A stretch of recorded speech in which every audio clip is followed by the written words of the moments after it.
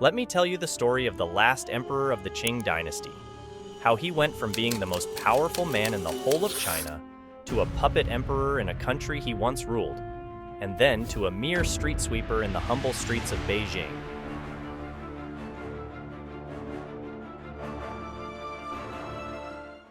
Born in 1906 into the Manchu royal family, also known as the Qing dynasty, that ruled China from 1644 to 1911, after the death of Puyi's half-uncle, the Guangxu emperor, who died childless at the young age of 37, Puyi's life took an unexpected turn at the tender age of 2 when he was unexpectedly thrust upon the throne of the Qing dynasty, a world of immense privilege yet isolation. He was raised amidst strict adherence to ancient traditions, oblivious to the turmoil brewing outside the palace walls. In 1911, the Xinhai Revolution, also known as the Chinese Revolution of 1911, swept across China like a tidal wave, abruptly bringing an end to the Qing dynasty's 2,000 years of imperial rule in China.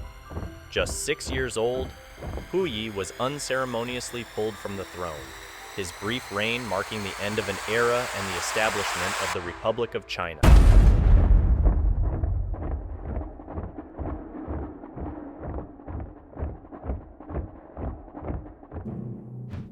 In 1916, the country began splitting into independent groups led by local military generals, which marked the beginning of the warlord era.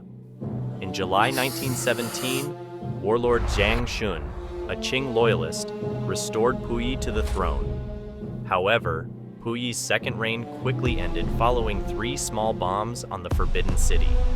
Fast forward to 1931, following Japan's invasion of Manchuria, they proposed establishing him as the Emperor of Manchukuo, a puppet state they had created. Puyi, yearning for a semblance of his lost authority, agreed to become the Emperor of Manchukuo. Puyi's reign in Manchukuo was a mere facade, a sham empire controlled by the Japanese. He served as a figurehead, his every move dictated by his puppeteers, who used him to legitimize their occupation of Manchuria. As World War II drew to a close, Puyi's world came crashing down. The Soviet Union declared war on Japan and invaded Manchukuo. Puyi attempted to escape to Japan by aircraft, but was captured by the Soviets before he could board the second plane. He was kept alive, and although he was a Soviet prisoner, he was still treated with respect and allowed to keep some servants. During this period, he underwent a period of intense re-education, exposed to communist ideology and forced to confront his past actions. When the Chinese Communist Party under Mao Zedong came to power in 1949, Puyi was repatriated to China after negotiations between the Soviet Union and China. Puyi was sent to the Fushun War Criminals Prison in Liaoning for a 10-year sentence. He was released from prison 1 year early because of good behavior. He was assigned the humble task of sweeping the streets of Beijing, a far cry from the grandeur he had once known. In his later years, Puyi worked as a gardener and librarian, continuing to learn and adapt to his new life. He wrote an autobiography, From Emperor to Citizen, reflecting on his extraordinary journey and the lessons he had learned.